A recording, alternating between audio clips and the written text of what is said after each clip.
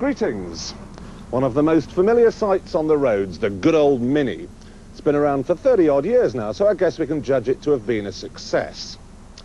But it's always had a problem. It's just too big. In Japan, you are not allowed to buy what you or I would call a normal car unless you can prove that you have somewhere to park it.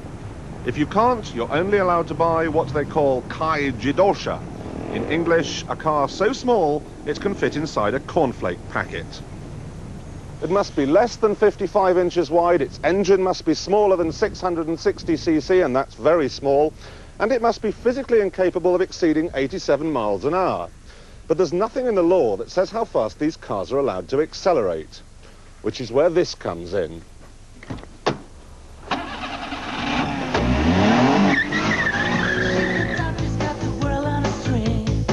It may look like motorized pop music, but this car is a cross between a dinky car and another dinky car that's slightly bigger than the first one, and a jet fighter. Well, she's a miracle, she's all that I need.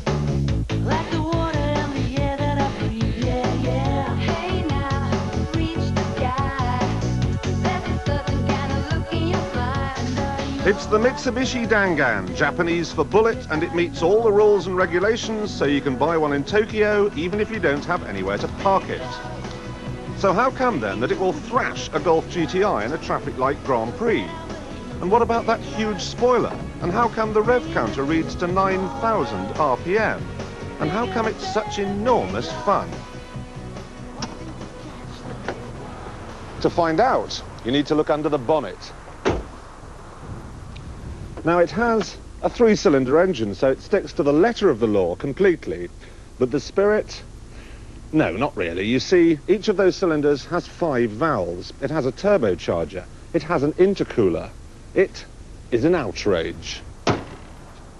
It is also outclassed by the Daihatsu Mira EFI XXTR Turbo Avanzato here.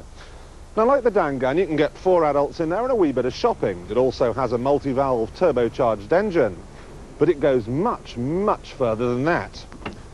Now, normally on a film shoot, we can be guaranteed of rain, but on this occasion, I brought my own. Because you see, the Mira has automatic windscreen wipers.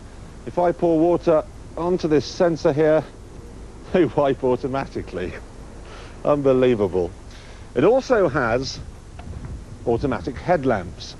There's a sensor here. If I cover it up to simulate darkness, the lights come on. It also has air conditioning and a sound system that can knock people's houses down.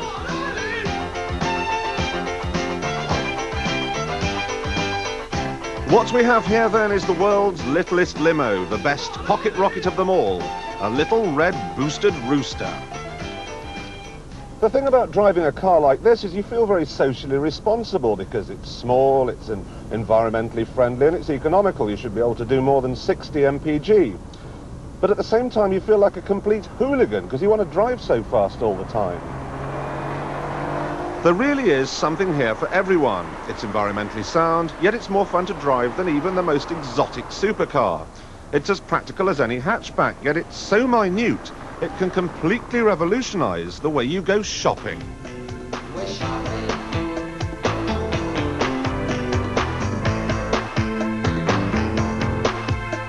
We're shopping.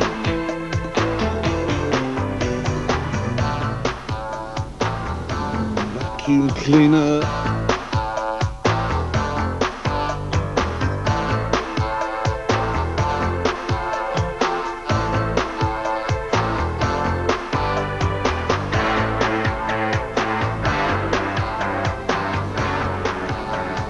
Oh, terrific handling.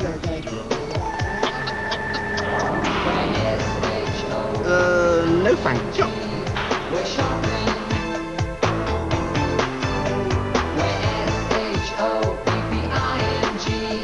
We're shopping. In Japan, you can even have a version of this astonishing little machine which has 4-wheel drive and 4-wheel steering.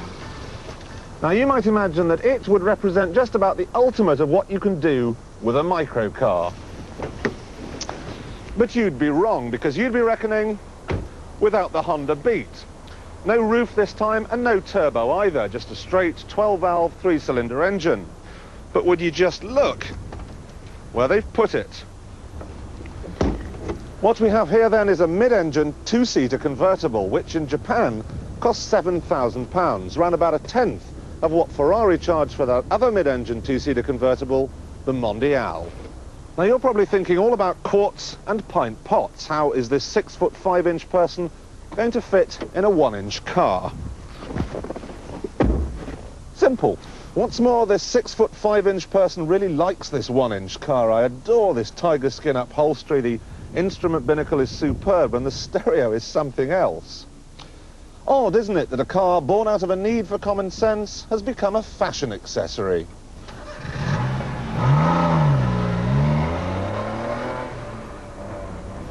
And let's face it, this whole miniaturization thing has become very trendy these days. Having a camera bigger than a sugar lump is as bad as wearing flares. And if your mobile telephone is any bigger than a peanut, it's as bad as going down to the disco in a stripy tank top. But do we actually need cars that are this small? Well, look at it this way. If everyone in Britain had one, the length of every traffic jam in the land would be halved overnight.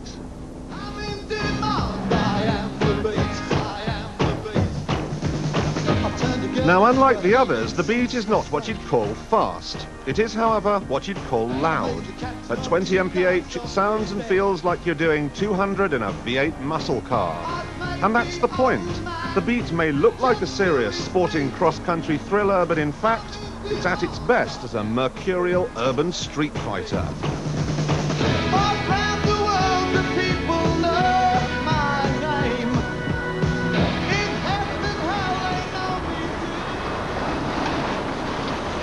What we have here then is a car that's more fun to drive slowly than it is to drive fast.